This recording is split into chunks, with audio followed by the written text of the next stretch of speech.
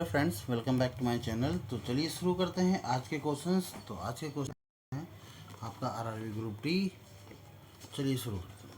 आज के थोड़ा ना क्वेश्चन थोड़ा सा स्ट्रांग है, तो बिल्कुल ध्यान से करिएगा। पहले क्वेश्चन को आप लगाइए। कहा गया है क्या कि एक सेकेंड, मेरा पेन कहाँ है? हाँ, कि एक फल विक्रेता कुछ सेब 160 रुपये प्रति दर्जन की दर से खरीदते हैं और उन्हें 16 रुपये प्रति पीस के हिसाब से बेच देते हैं। तो उसने कुल 8 दर्जन सेब बेचे। उस व्यक्ति की कुल अर्जित लाभ कितनी है, ये बताना है आपको। एक दर्जन में बेटा कितने होते हैं? 12 होते हैं। और उसको बेचा है उसको खरीदा है 160 रुपये में। क्लियर?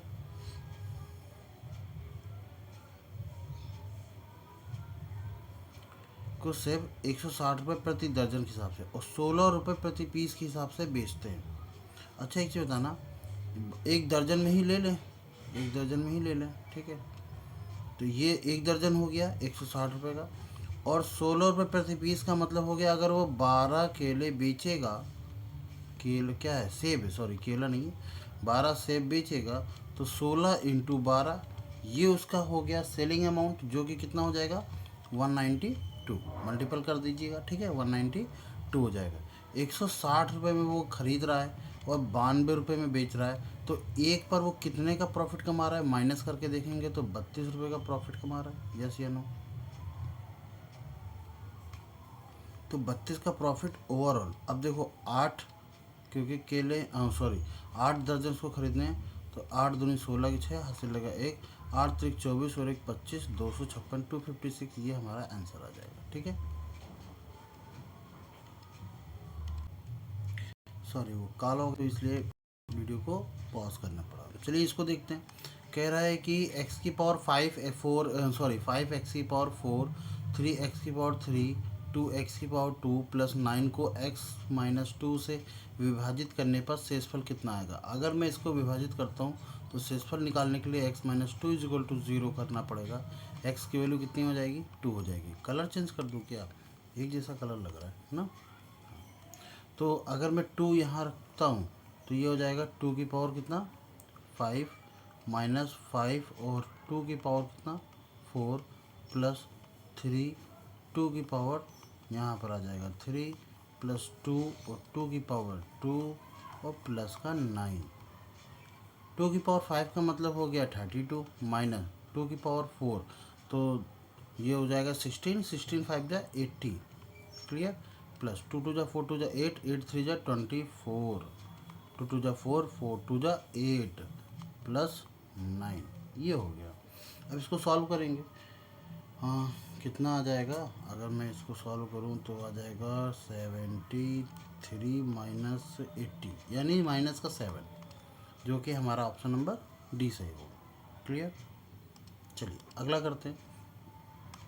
अब इस सवाल को कैसे करेंगे? cos 360 माइनस साइन 300, इसकी वैल्यू क्या होगी? cos 360, अगर मैं एक चीज़ बताऊं कि इस तरीके का आपने देखा होगा, ठीक है, बहुत ध्यान से करते हैं हम लोग। ये 0 डिग्री होता है, ये 90 डिग्री होता है, ये 180 डिग्री होता है, ये 270 डिग्री होता है, और फिर ये 360 डिग्री होता है। ठीक है, और यहाँ होता है ASTC, मतलब यहाँ पर सारे ऑल जितने भी होंगे सब प्लस में होंगे। यहाँ पर सिर्फ साइन प्लस में होगा और उसका अपोजिट कॉसेक प्लस में होगा।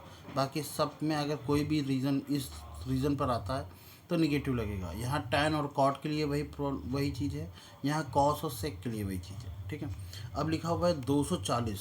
240 को हम कैसे लिख सकते हैं? या तो इससे भी लिख सकते हैं, ठीक, सॉरी इससे माइनस करके भी लिख सकते हैं, और 180 से प्लस करके भी लिख सकते हैं। पर इस लाइन को हमारा चेंज लाइन बोला जाता है। चेंज लाइन, चेंज लाइन क्या होता है? अगर साइन है तो वो कॉस में बदल जाएगा, कॉस है तो वो साइन में बदल जाएगा, टैन है तो वो कॉट में बदल जाएगा, कॉट है तो टैन में बदल जाएगा, और सेक है तो कॉसेक में बदल जाएगा, कॉसेक है तो सेक में बदल जाएगा। मतलब चेंज होता है हमेशा।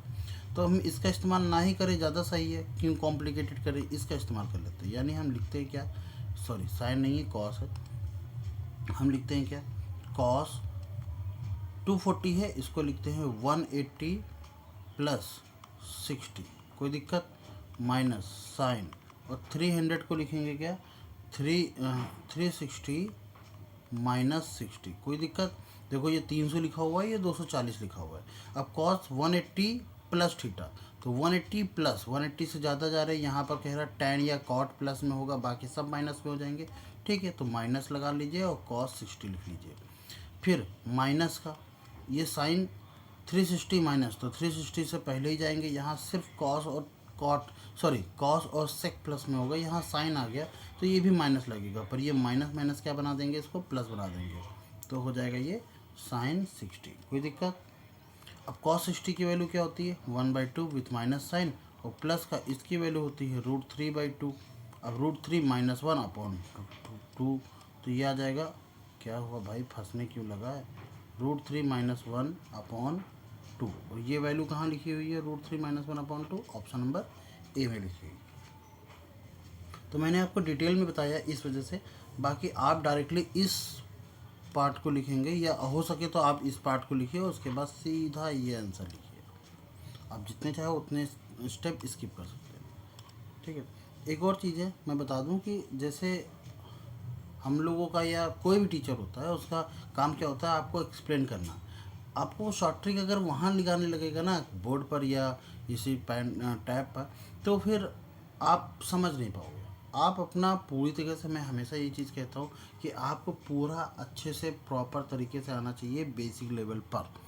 हाँ, उसमें से जितने ज़्यादा स्किप आप कर सकते हो, जितना माइंड में कैलकुलेशन कर सकते हो, जितनी चीज़ें आप स्किप कर सकते हो, जितने स्टेप आप कम लिखोगे, बस उसी चीज़ को आप शॉर्ट ट्रिक कह सकते हो। बस शॉर्ट ट्रिक जैसा कुछ नहीं होता। बस शॉर्ट ट्रिक होता क्या है कि एक सॉल्यूशन का एक फाइनल फॉर्म क्या होता है, कि अगर सॉल्व करके लाएंगे तो।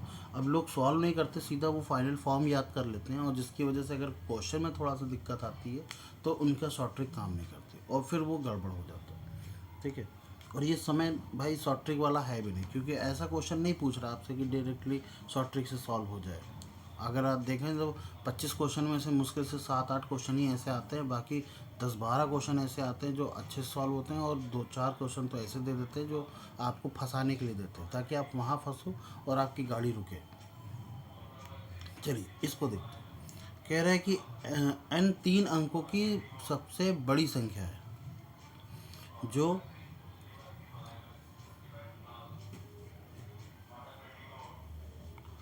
5, 6, 8 में से प्रत्येक से विभाजित करने पर शेषफल कितना बचता है, 4 बचता है। ठीक, सबसे छोटी संख्या ज्ञात करें जो n में जोड़ा जाना चाहिए ताकि वो क्या बन जाए, पूर्ण वर्ग बन जाए। सबसे छोटी संख्या ज्ञात करें, वो सबसे छोटी संख्या क्या होगी जो इसमें पूर्ण वर्ग बना दे। तो कोई बात नहीं, हम एक बार ज़रा सा 5, 6, 8 का एलसीएम ले लें। देखो 5 हमारे पास तो अलग है, इसमें कोई दिक्कत नहीं, तो मल्टीपल हो जाएगा। इन दोनों में एलसीएम क्या आ सकता है, 8 तिक 24, 24 आ सकता है। हाँ, और 24 और 5 कितना हो जाएगा, 120, यानी कि 120 इसका एलसीएम आ जाएगा। कोई दिक्कत? पर ये सबसे छोटा है, हमें सबसे बड़ा अंक चाहिए। तो 12 पंचे 60, 12 छंग 72, 12 चौरासी, 12 अट्ठे 96, 8 गुना अगर हम कर देंगे तो 960 आ जाएगा। ठीक, अब 960 क्यों 8 गुना ही क्यों किया, क्योंकि 12 नौइयाँ हो जाएगा 108, और ये भी इसका एलसीएम बनेगा, बट ये 4 अंकों का बन जाएगा, और हमसे कह रहा n 3 अंकों की सबसे बड़ी संख्या है, तो 3 अंकों की तो सबसे बड़ी संख्या यही हो सकती है। बट इसमें कह रहा हर बार शेषफल कितना बचता है, 4 बचता है, तो आप इसमें से 4 जोड़ दो। बहुत आराम से बेसिक लेवल पर समझा रहे हैं, आप चाहो जितने चाहो उतने स्टेप स्किप कर सकते हो। तो ये हो गया 964। अब हमसे क्वेश्चन में कहा गया कि वह छोटी छोटी संख्या ज्ञात करें। हम छोटा छोटा संख्या क्या जोड़ें कि वह एक पूर्ण वर्ग बन जाए। तो 964 से पहले देखो 19 का स्क्वायर होता था 961, पर घटाने के लिए नहीं कह रहा, घटाने के लिए कहते तो छोटी छोटी संख्या -3 घटा देते। ठीक, अब 20 का स्क्वायर कितना होता है, वो होता है 400। कहाँ लिख रहे हैं भाई 400, अरे यार ये 361 होता है, क्या ही कर रहा हूँ मैं। तो इसके आसपास कितना, 30 का स्क्वायर करेंगे तो 900 आ जाता है। 31 का स्क्वायर करेंगे तो 961 31 का आता है, सॉरी। ठीक, और 32 का करेंगे तो ये आता है 10 24 बनाने के लिए इसमें कितना जोड़ा जाना चाहिए, तो 10 24 में से हम 960 को, सॉरी 64 को माइनस करेंगे तो ये 0 6 और ये बस हो गया, तो 60 जोड़ा जाना चाहिए। ऑप्शन नंबर बी सही है। क्लियर। अगला करें। कह रहा है एक समचतुर्भुज का क्षेत्रफल जिसके विकर्णों का अनुपात, इसके विकर्णों का अनुपात कितना है, 3 और 4x है। समचतुर्भुज समझते हो, जैसे कि अरे यार ये तो रेक्टेंगल बनेगा, चलो कोई बात नहीं, इस तरीके का पैरेललोग्राम ना।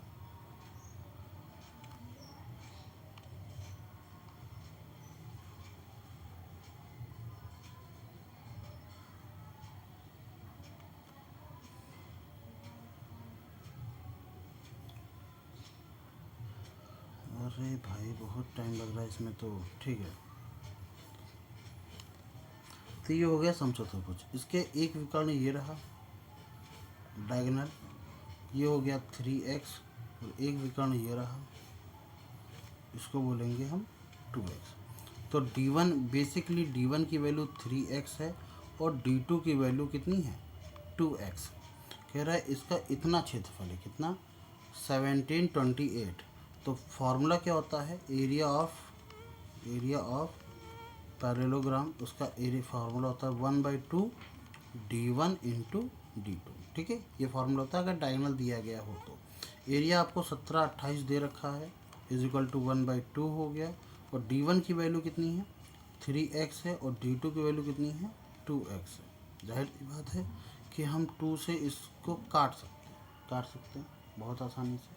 ठीक, अब अगर इसको हम काट लेंगे तो अच्छा ये 3 से डिवाइड कर दो भाई, 3 से डिवाइड कर देंगे कितना आ जाएगा, 3 पचे 15, 2 जाएगा 22, 3 सते 21 और 3 छंग 18। तो एक्स स्क्वायर की वैल्यू आ जाएगी 576। ये किसका स्क्वायर होता है 24 का। एक्स की वैल्यू कितनी आ गई 24।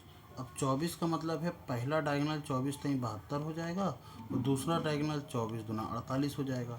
कलर चेंज कर दूँ ताकि दिक्कत ना हो। हमसे ये कह रहा है कि छोटे विकर्ण को व्यास मानकर, छोटे विकर्ण को क्या माना है व्यास माना है। अगर छोटा विकर्ण कितना है 48 है, तो इसका व्यास कितना हो जाएगा d बराबर 48, व्यास मान लिया, तो इसकी रेडियस कितनी हो जाएगी बेटा, रेडियस हो जाएगी इसकी 48 का आधा यानी 24 सेंटीमीटर। कोई दिक्कत। तो वृत्त के क्षेत्रफल और समचतुर्भुज के क्षेत्रफल का 75%। तो वृत्त का क्षेत्रफल यानी कि आप एरिया ऑफ सर्किल निकालेंगे। बढ़िया सवाल है, गजब का सवाल है। ठीक है, एरिया ऑफ सर्किल क्या, पाई आर स्क्वायर। तो पाई की वैल्यू 22/7, और आर स्क्वायर की वैल्यू कितनी हो जाएगी, अच्छा पाई की वैल्यू 3 रखनी है, चलो मैं 3 रख लेता हूँ 3, और ये हो जाएगा 24 का स्क्वायर। 24 का स्क्वायर का मतलब हो गया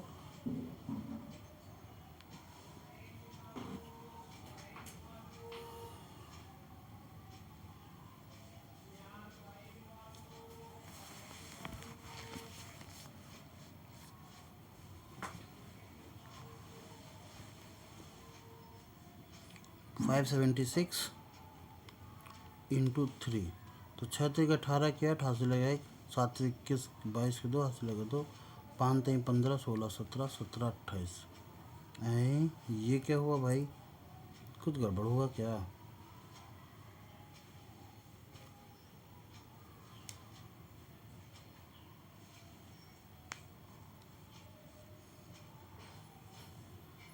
तो वृत्त का क्षेत्रफल ये रहा, और माइनस 17/28 के ही 1/3 सॉरी 3/4, 75% कह रहा है ना, तो इसका हम क्या करेंगे 3/4।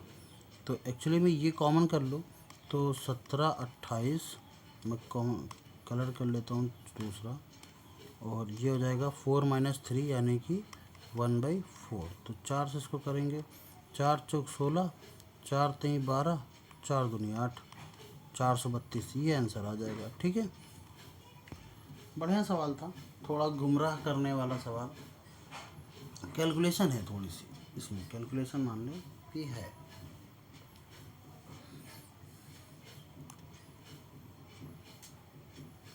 चलिए अगला करते हैं। अरे सॉरी,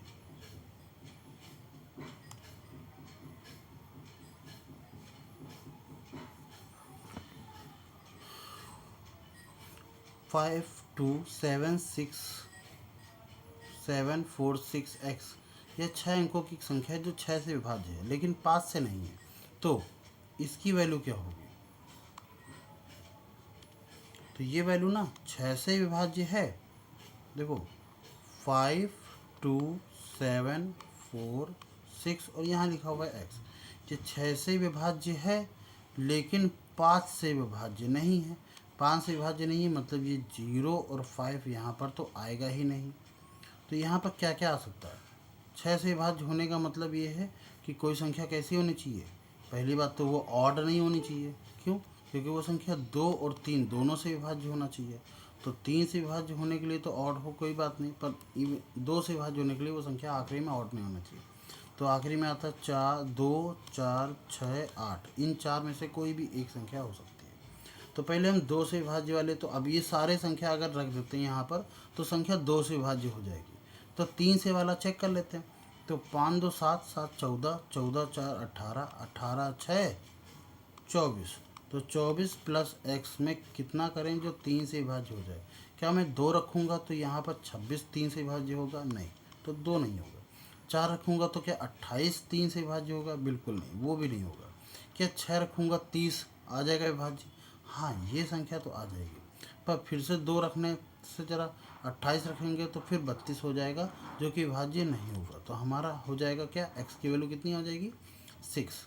x की वैल्यू कितनी यहाँ रख लूँ? x बराबर 6। अगर x की वैल्यू 6 है तो कह रहा 3x प्लस 4, तो 3 इंटू 6 प्लस 5, 6 3 18, 18 4 22। ये हमारा ऑप्शन सही हो गया। ओके, चलिए इस क्वेश्चन को देखते हैं जरा सा। एक वस्तु का अंकित मूल्य और क्रय मूल्य यानी कि मार्क प्राइस आपको दे रखा है कितना? 7x, और अंकित मूल्य और क्रय मूल्य यानी कॉस्ट प्राइस आपको दे रखा है 5x। कह रहा है दी गई छूट अर्जित की गई लाभ राशि के बराबर है। अरे तो ये तो बहुत ही आसान हुआ भाई, इन दोनों के बीच में क्या नंबर आ रहा है बताओ? कोई चीज़ 5 रुपये की खरीदो, 7 रुपये की अंकित करी गई हो, तो कह रहा है कि जो छूट है वो प्रॉफिट के बराबर है। तो 1 रुपये का इसमें प्रॉफिट कर दो और 1 रुपये का ही इसमें लाभ मिल जाएगा, तो वो कितना रुपये का हो जाएगा? 6 का। चाहे तो इन दोनों को जोड़ के बटे 2 कर दो, बात एक ही है। पर एक चीज़ बताऊँ, यहाँ पर सेलिंग प्राइस कितनी रही होगी? 6x रही होगी, तभी तो 7x में से 6x में से x का ही लॉस हुआ। पर 5x में से 6x हुआ तो x का ही प्रॉफिट हुआ। तो ये कह रहा दी गई छूट की राशि लाभ राशि के समान है। तो अर्जित लाभ प्रश्न कितना होगा? बताओ, कोई चीज़ 6x में बेची जा रही है, 5x में खरीदी जा रही है, तो कितने का प्रॉफिट है? x का प्रॉफिट है। x का प्रॉफिट ओवरऑल 5x में इंटू में 100 करेंगे तो जरा से ये कर लेंगे, 5 दूनी 10, 20% आ जाएगा। कहाँ है? Option number C. ठीक, आगे बढ़ें। अब इस सवाल को देख लीजिए जरा। x plus y plus z की वैल्यू 8 है, x cube y cube z cube, इसकी वैल्यू है 68 है, और एक्स वाई जेड की वैल्यू है -12। तो कह रहा है इसकी वैल्यू बताओ। बहुत आसान सवाल है, देखा जाए तो बहुत ही आसान सवाल है, बट फॉर्मूला आना चाहिए। तो क्या फॉर्मूला होता है? X cube plus y cube plus z cube -3xyz is equal to, एक ब्रैकेट में आ जाएगा x plus y plus z, और दूसरे ब्रैकेट में आ जाएगा x square plus y square plus z square minus का एक्स वाई माइनस का वाई जेड माइनस का जेड एक्स। क्लियर? इसको सॉल्व करें। इसकी वैल्यू है 8, इसकी वैल्यू हमें पता नहीं है। अच्छा, माइनस अगर बाहर निकाल दूँ तो इसकी वैल्यू कितनी है? इसकी वैल्यू पता करनी है। चलो इसकी वैल्यू हम लोग कैपिटल एक्स रख लें, पी रख लेते हैं। ठीक, ये वैल्यू कैसे निकालेंगे? इसका स्क्वायर करोगे तो अगर इसका स्क्वायर करेंगे तो आ जाएगा x square y square z square plus का 2xy 2yz 2xy 2yz और 2zx इज इक्वल टू 8 का 8 16 8 64। ठीक, तो अगर मुझे इसकी वैल्यू चाहिए तो मुझे 2 टाइम्स निकाल करके उधर माइनस करना पड़ेगा। तो 64 माइनस 2 टाइम्स ऑफ, इसको p मान लिया है तो ये p हो जाएगा। कोई दिक्कत? इक्वल टू यहाँ पर है 3xyz माइनस का 3 इंटू XYZ की वैल्यू हो गई माइनस का 12, और इसकी वैल्यू कितनी है, वो है 68। तो 68 माइनस 12 3 36 प्लस का हो जाएगा 36 is equal to 8। 64 minus 3p, colour थोड़ा चेंज अलग कर लेते हैं, दोनों को जोड़ देंगे। 8 से 14 की 4, हासिल लगा 1, 6 3 9 104 आ जाएगा बराबर 8। यह हो जाएगा 64 माइनस 3p। क्लियर?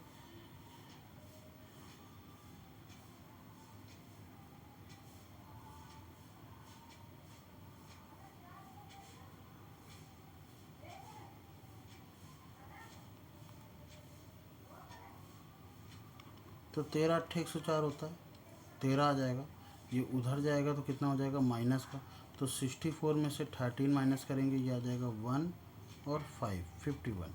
तो माइनस का 51 इज इक्वल टू माइनस का 3p। तो 3 से करेंगे तो 17 तक 51, p की वैल्यू आ जाएगी 17। p क्या माना था हमने, p माना था हमने x y y z और z x, इसकी वैल्यू कितनी है 17, तो वो आ गई 17। क्लियर?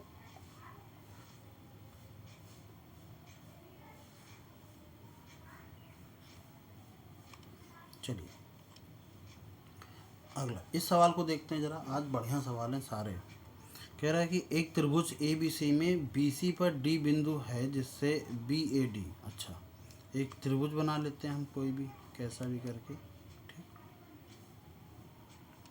ये है ए, ये है बी और ये है सी। बिंदु डी बी सी पर कोई बिंदु डी है। एक काम करते हैं, थोड़ा सा हमने गड़बड़ कर दी। क्या, ए को यहाँ रख लें, बी और सी ऐसे, तो बी सी पर जब हम डी खींचेंगे ना ऐसे, तब सही रहेगा ये डी। ठीक, हमसे क्वेश्चन में कहा गया है कि B A D D A C के इक्वल है, यानी ये वाले एंगल्स आपस में कैसे हैं, इक्वल हैं। और ए बी की वैल्यू 48 है, ये 48 है। ए सी की वैल्यू, ए से सी, ये 32 है, दिस इज 32। बी सी की पूरी वैल्यू 25 है, यहाँ से लेके यहाँ तक 25 है। तो बी डी की लंबाई कितनी होगी? अगर मैं इसको x मान लेता हूँ तो ये कितनी हो जाएगी, ये हो जाएगी 25 माइनस एक्स। चलिए अब आप अपना दिमाग लगाइए,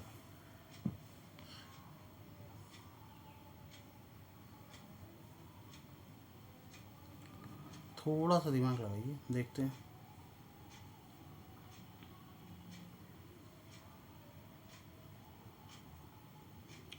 देखो एक चीज़ मैं बता दूं कि ऐसे ट्रायंगल में पहले कलर चेंज कर लेता हूँ ना।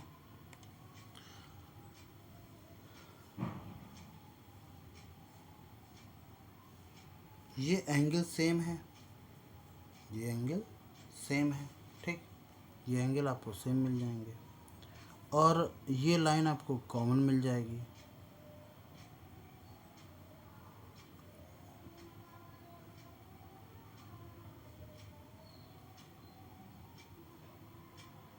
और भी कुछ मिलेगा क्या?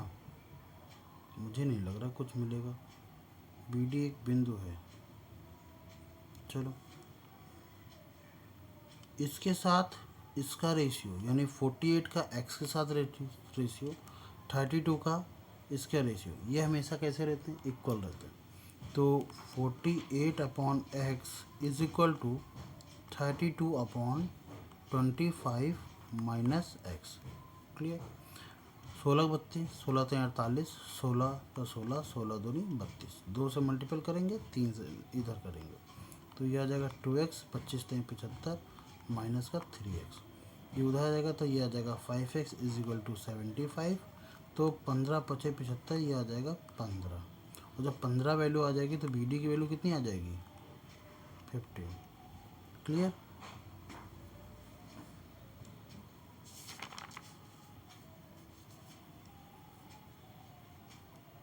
चलिए अगला क्वेश्चन करते हैं।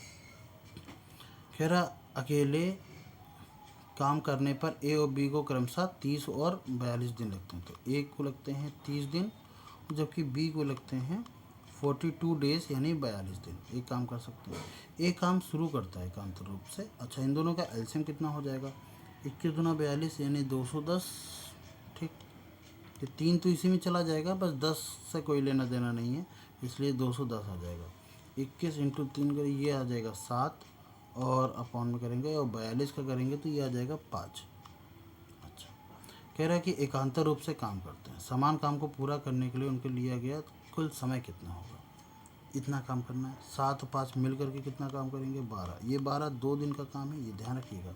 एक दिन 7 यूनिट काम होता है, दूसरे दिन 5 यूनिट काम होता है।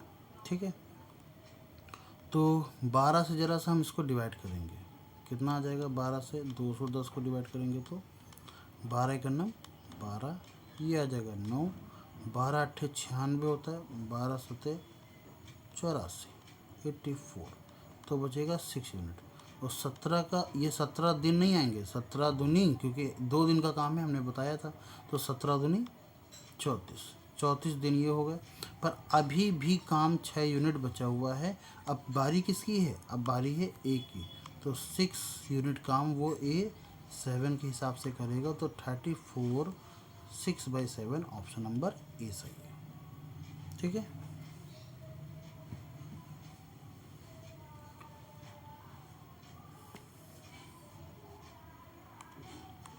चलिए ए और बी क्रमशः इतने और इतने निवेश करके आरंभ करते हैं। 5 महीने बाद सी भी आ जाता है। तो ए बी सी 3 लोग हैं, हमने ए लिख लिया, हमने बी लिख लिया और हमने सी लिख लिया। ए करता है 37,500, बी करता है 33,750 और सी ज्वाइन करता है 22,500 रुपये दे करके। बस ये 5 महीने बाद ज्वाइन कर रहा है और कह रहा है कि शामिल होता है 1 वर्ष में, यदि वर्ष के अंत में, तो 7 5 12, तो ये तो 7 महीने के लिए ही ज्वाइन हुआ है। कलर चेंज कर लो ना, ये 7 महीने के लिए ज्वाइन हुआ है। ये कितने महीने के लिए ज्वाइन हुए? ये पूरे 12 महीने के लिए। ये कितने महीने के लिए ज्वाइन हुए? ये पूरे 12 महीने के लिए। अब रेशियो बटेगा, कैसे बटेगा जरा? 2 1 0 से 1 0 फिर 1 0, ऐसे कट जाएगा। 5 से काटेंगे, 5 सत्ते 35 और 5 पचे 25 और ये 0। 5 से काटेंगे, 5 6 का 30, 5 सत्ते 35 और 5 पचे 25। ठीक, 5 से काटेंगे, 5 चौको 20, 5 पचे 25 और ये 0 इंटू में 7।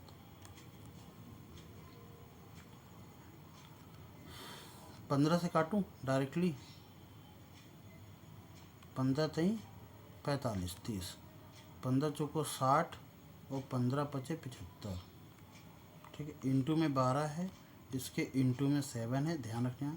और 15 पचे 75 यानी 50 इंटू में ये 12 है। अभी भी ये 10 से 5 से तो कट ही जाएगा। 5 6 का 30, 5 से कटेगा 5 9 45, 5 से काटेंगे 5 दम 50। अब 3 से काटेंगे, 3 चौक 12 4 आ जाएगा। 3 से काटेंगे, 3 त्रिका 9 आ जाएगा। 3 से काटेंगे, 3 दूनी 6 आ जाएगा। 2 से अभी भी कट जाएगा, 2 से काटेंगे 2 से ये आ जाएगा 6, 2 से काटेंगे तो 2 दूनी 4। ठीक, 5 दूनी या सॉरी 10 दूनी ये कितना हो जाएगा? 20 रेशियो, 6 त्रिक 18 रेशियो, ये आ जाएगा 7। सब कुछ सही है, यही रेशियो आएगा।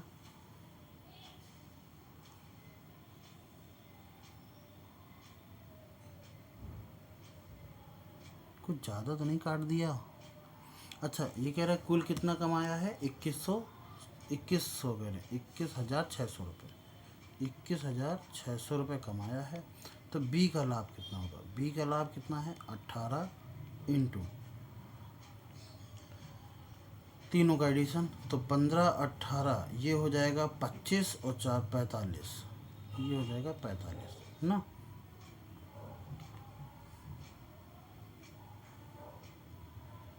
तो 9 से काटेंगे ज़रा सा, सबको जोड़ने 45 ही आएगा पक्का, कुछ गड़बड़ लग रही है।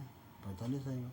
9 दिन 18, 9×45 और 5 से इसको काटेंगे।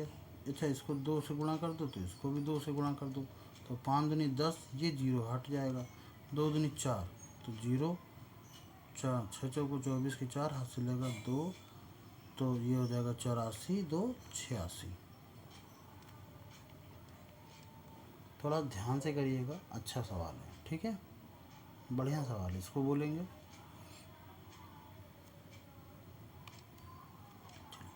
अब इस सवाल को करते हैं जरा सा, मैं थोड़ा सा लेता हूँ ब्रेक। कह रहा है कि नीचे दी गई तालिका में एक स्कूल में विभिन्न छात्रों द्वारा कुल संख्याओं की संख्या लड़कियों की संख्या के बीच में अनुपात दे रखा है। कह रहा है 2022 से 2024 तक स्कूल में लड़कियों की कुल संख्या कितनी है। 2022 से 24 तक, तो 22 में कितना था टोटल 1500, ठीक है, तो 1500 में लड़कियों की संख्या कुल कितनी है, तो 1500 को इन दोनों में डिवाइड किया गया था, number of ratio of boys and girls, तो पीछे है गर्ल्स और टोटल है ये 5 से काटा है, 5 3 15, 300, एकदम 3 दूनी 600, क्लियर। 23 की बात करें तो 2000 थे, 2000 में लड़कियों को एक और एक में बांटा गया, तो जाहिर सी बात है 1/2, यानी कि 1000 लड़कियां ये हो गई। 24 की बात करें तो वो 2400 लड़कियां थी, 2400 लड़कियों में से 7 5 12 हो जाएगा और ये 12 हो जाएगा, तो ये 7 हो जाएगा। 12 दूनी 24, 200 आ जाएगा, 7 दूनी 14, यानी ये 1400 आ जाएगा, ठीक। 14 और ये 6 करेंगे तो 2000 और 1 हो जाएगा, तो 3000, तो टोटल कितनी हो गई, 3000 लड़कियाँ हों। कोई दिक्कत, आई थिंक सो, कैलकुलेट करना ही पड़ेगा क्योंकि रेशियो में है। चलिए आगे करते हैं। कह रहा 3 धनात्मक संख्याएं इतने इतने अनुपात में हैं, इनके योग का वर्ग, ध्यान रखना, उनके योग का वर्ग, यानी कि हमें 3x 7x और 9x, अब इन तीनों को क्या करना है, जोड़ लेना है, तो 7 3 10 9 19, तो 19x और इसका योग का क्या करना है, वर्ग करना है। वो कह रहा है कि 90 25, अरे देखते हैं, 25 के बराबर है, तो 9 धाम में 90, यानी कि 19, यानी एक्स की वैल्यू 10 आनी चाहिए, अरे नहीं 10 नहीं, सॉरी, एक्स की वैल्यू 5 आनी चाहिए भाई, 195 का ही तो होगा। चलो देखते हैं यार, ठीक है, तो आ जाएगा 19 इंटू एक्स स्क्वायर बराबर 95। 95 क्यों, क्या ही मैं लिख रहा हूँ आजकल, पता नहीं क्यों। 90 25 सही है। तो सबसे छोटी सबसे बड़ी संख्या का योग कितना होगा, सबसे छोटी संख्या 3 है, बड़ी संख्या ये है, और 9 में से 3 जाएगा तो ये बचेगा 6, और 6 का मल्टीपल तो सारे के सारे हैं, कोई बात नहीं, ठीक है। एक चीज़ बताऊँ, एक्स की वैल्यू कहीं ना कहीं 5 आएगी,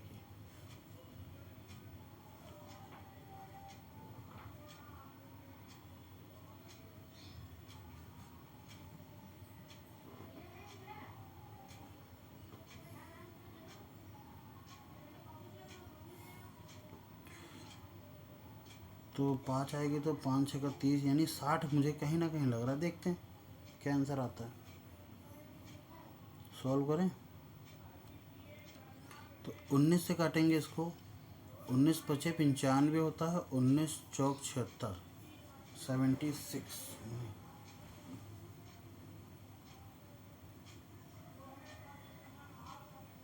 तो 90 में से 76 जाएगा तो कितना बचेगा 4, और उधर से बचेगा आपका 1। 19 चौक 19 चौक 76, 19 पचे 95, 19 छः 114, 19 सत्ते 133, 19 सत्ते 133, यानी ये 7 बार में जाएगा,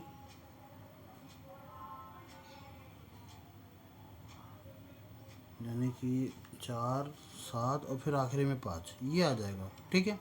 एक बार और 19 से कर देंगे, 19 दूना 38, 19 से 57, तो ज़्यादा जा रहा है, फिर से ज़रा डिवाइड करेंगे 19 से, तो कितना हो जाएगा 25, तो एक्स स्क्वायर की वैल्यू हो जाएगी 25, तो एक्स की वैल्यू कितनी आ गई 5, हमने आपसे कहा था कितना 5 आएगा। तो इंटू में 5 कर लेंगे तो कितना, सबसे कह रहा है सबसे छोटी संख्या और सबसे बड़ी संख्या का योग ज्ञात करो। अच्छा, योग ज्ञात करना है तो 9 3 12 और इसकी ये वैल्यू आ जाएगी x, 12 पंचे 60। हमने आपसे कहा ना 60 आंसर आएगा, क्योंकि हमको इतना लग रहा था कि यहाँ पर कोई संख्या तो है नहीं, यहाँ 5 ही एक संख्या ऐसा बना सकती है, और जब 5 संख्या ऐसी बना रही है तो जाहिर सी बात है यहाँ पर जो भी होगा वो 5 का मल्टीपल हो जाएगा। 5 का मल्टीपल सिर्फ यही दिख रहा है और कोई तो दिख नहीं रहा था। अगला देखो, कह रहा एक लंबवर्ती बेलन का आयतन एक लंबवर्ती शंकु के आयतन के बराबर है। बेलन का आयतन पाई आर स्क्वायर एच, वो लंबवर्ती शंकु के 1/3 पाई आर स्क्वायर एच इसके बराबर है। अब ये देखते हैं यदि दोनों की त्रिज्या समान है, हमने त्रिज्या पहले ही समान कर दी, और तो इनका अनुपात कितना होगा। इसका अनुपात h1 रख लेते हैं, इसका अनुपात h2 रख लेते हैं। तो कह रहा शंकु और बेलन की, तो शंकु कहाँ आ गया, शंकु ये रहा, हमसे कह रहा शंकु यानी h2 और h1 का रेशियो कितना होगा।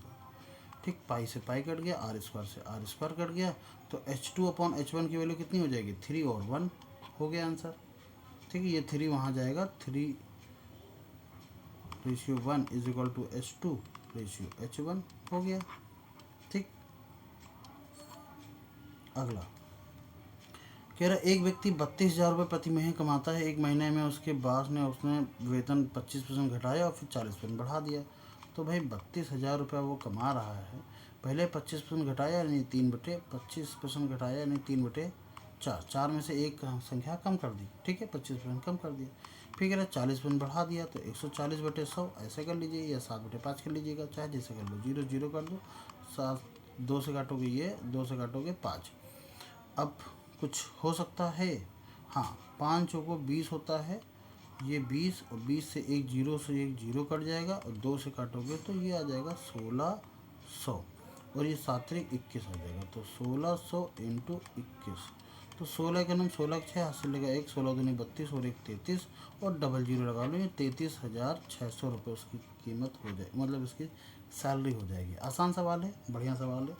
ठीक, अगला सवाल देखते हैं कि एक राशि को जब 8% प्रति वार्षिक वर्ष के साधारण ब्याज पर निवेश किया जाता है तो 20 वर्षों में चौगुना हो जाती है। 20 वर्षों में चौगुना का मतलब ये हुआ कि सिंपल इंटरेस्ट उसको कितना मिल गया होगा, किसी एक्स राशि का 8% पर 20 साल में उसका इंटरेस्ट कितना मिल गया होगा कि वो राशि 4 गुना हो गई। 4 गुने में मतलब उसको 3 गुना तो इंटरेस्ट ही मिला होगा पक्का, इसका इससे 3 गुना, तो एक्स से एक्स कट जाएगा, 20 पंचे 100 हो जाएगी, 5 15, तो आर की वैल्यू कितनी आ गई, 15%। इतनी तो चीज़ समझ में आ गई होगी। फिर कह रहा 16,000 का 4 वर्ष के लिए आप साधारण ब्याज पर निवेश करके आज ब्याज कितना होगा। तो भाई 16,000 का 4 वर्षों के लिए, समझना 4 वर्षों के लिए कितना, कैलकुलेशन कर लेता हूँ, 4 वर्षों के लिए कितना परसेंट, R%, आर मतलब 15%, तो 15 चौको कितना हो जाएगा, 60% ब्याज होगा। तो निकाल लीजिए 60% ब्याज, 2 जीरो से 2 जीरो कटम, ये 2 जीरो तो लगाने, 16 पंचे 80, 16 छः क्या 96, 9600 कहाँ है, ऑप्शन नंबर डी सही है। आगे बढ़ें, फटाफट करते हैं इस क्वेश्चन को, आप कर लीजिएगा। 9 8 72 80 आ जाएगा यहाँ पर, 11 से इसको काटेंगे, 11 5 55, 11 6 66, 56 आ जाएगा, और ये आ जाएगा कितना 4, तो 8 3 24 माइनस का 240 आ जाएगा। अच्छा, ये प्लस का है, ध्यान रखना, 4 आ जाएगा ना, अरे यार 240 में 4 दें 12, 120 आ जाएगा, रुको, माइनस का 120 आ जाएगा। ठीक, ये प्लस का है, ध्यान रखना। फिर 100 इसमें 36 का पहले भाग कर दो, इसमें 36 दूना 72 हो जाएगा, 4 से इसको भाग कर दो, 4 से 24 और 4 एक नाम 4, 61 आ जाएगा, 61 इंटू 2 132 आ जाएगा, 132। ठीक, तो 80 प्लस 56 प्लस 132 माइनस 120, अब ये घटाएंगे तो कितना आ जाएगा, सिर्फ 12 12, तो 80 56 और 12, ये आ जाएगा 8 8 9 14। अरे कुछ गड़बड़ हुई क्या, 5 और 1 6, 8 6 14, 148 आ रहा, 148 तो कहीं नहीं है।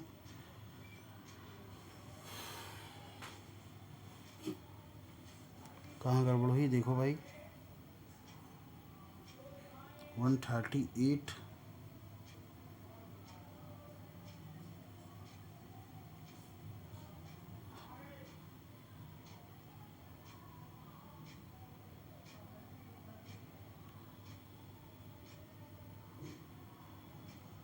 चलो चेक कर लेना, ठीक है, पता नहीं मुझे दिख नहीं रहा, आप चेक कर लेना। अब इस सवाल को देखो, क्या कह रहा है कि एक ट्रेन ए और ट्रेन बी की गति का अनुपात कितना है, 5 और 3 और 5 है। ट्रेन बी ट्रेन ए को 350 सेकंड में पूरी जगह से पार कर लेती है। ट्रेन ए और ट्रेन बी की लंबाई क्रमशः इतनी इतनी है। विपरीत दिशा पर चलने पर दोनों को एक दिशा में पार करने में लगने वाला समय ज्ञात करो। विपरीत दिशा में लगने वाला समय अभी हमको निकालना है, ठीक है। यानी समान दिशा में कितना होगा, समान दिशा में दोनों की दूरियां पक्का जुड़ेंगी, तो 6 8 8 6 1400, ठीक, बराबर। अच्छा, ट्रेन की इतने सेकंड पार कर रही है। ट्रेन की स्पीड, ए की स्पीड कितनी है, हमने मान लिया 3x है। बी की स्पीड कितनी है, वो मान लिया 5x है। दोनों को घटा देंगे क्योंकि सेम डायरेक्शन में है, तो ये आ जाएगी 2x इंटू ये कितना हो जाएगा, 350 सेकंड में पार कर रही है, कोई दिक्कत नहीं। 35 दूना 70 यानी 700 हो जाएगा। एक 2 जीरो से 2 जीरो कट जाएगा, तो 7 दूनी 14 हो जाएगा। एक्स की वैल्यू कितनी आ जाएगी, 2। जब एक्स की वैल्यू 2 आ जाएगी,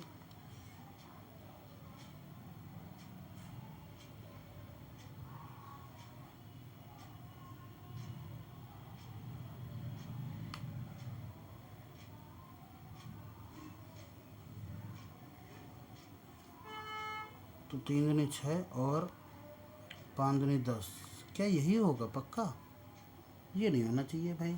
एक्स वैल्यू 2 आ जाएगी, बहुत कम आ रही है। 6 मीटर पर सेकंड और 10 मीटर पर सेकंड, चलो देखते हैं फिर। कह रहा विपरीत दिशा में, विपरीत दिशा में भी इनकी दूरियां जुड़ेंगी, 1400 हो जाएगा।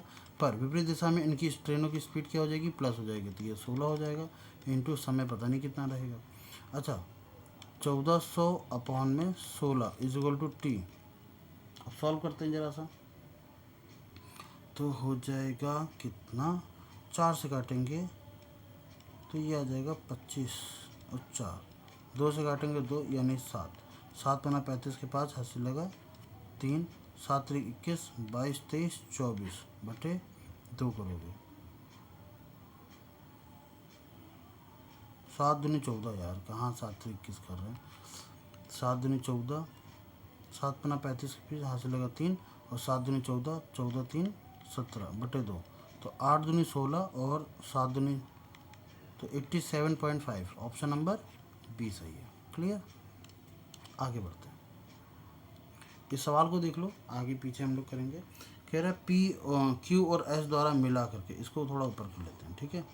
क्यू और एस द्वारा मिला के इकाई को केंद्र कितना ज्ञात, सॉरी कोण कितना ज्ञात करेंगे, केंद्रीय कोण।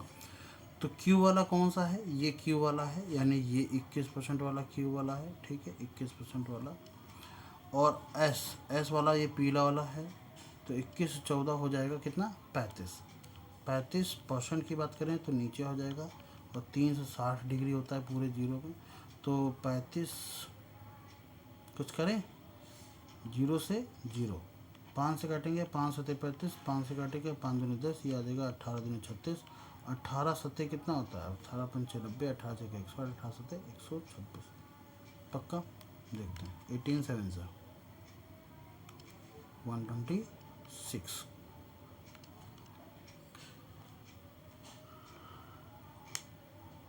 चलो इस सवाल को थोड़ा सा देखो जरा, क्या कहता है ये सवाल कि 2 times of tan a plus 1 2 times of tan a minus 1 is equal to this. अब मल्टीपल कर लीजिए, तो 2 tan a का स्क्वायर माइनस 1 का स्क्वायर इज इक्वल टू 11।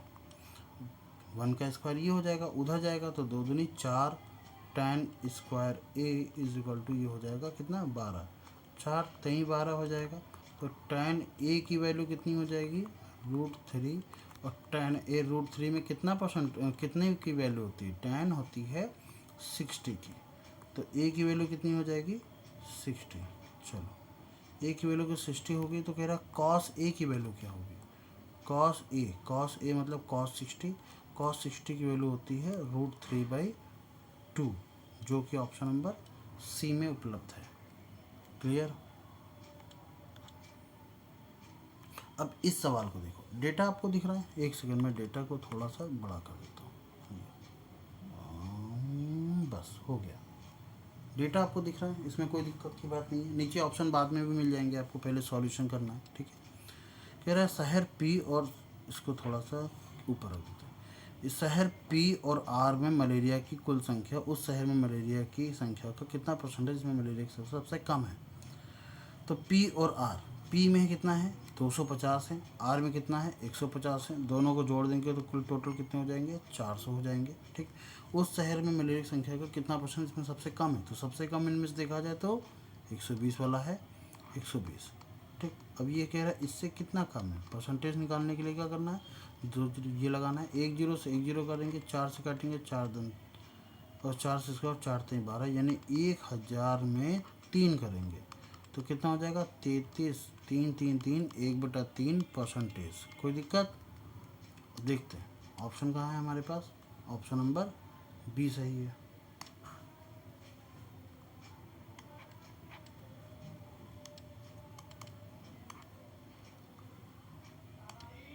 चलिए इस क्वेश्चन को देखते हैं जरा। सॉरी इसको तो मैं हटा देता हूँ। कह रहा है एक कक्षा में 360 विद्यार्थी, इसमें 60% लड़के हैं, 360 विद्यार्थी हैं, 60% लड़के हैं, कोई बात नहीं। 360 में 60% बॉयज़ हैं और ये गर्ल्स होंगे, बाकी 40%।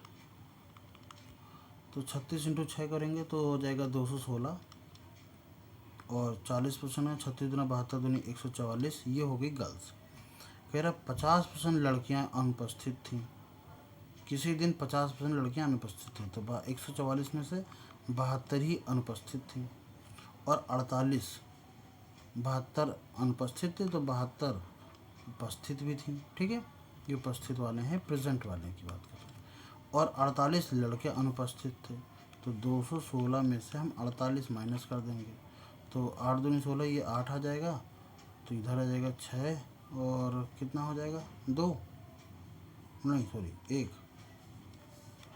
168 और 72। अब ये कह रहा है कि बताइए उपस्थित लोग कितने, तो 72 उपस्थित थे लड़कियां और 168 लड़के, जोड़ देंगे 7 7 14 के साथ 240, कितना हो जाएगा 240। क्लियर?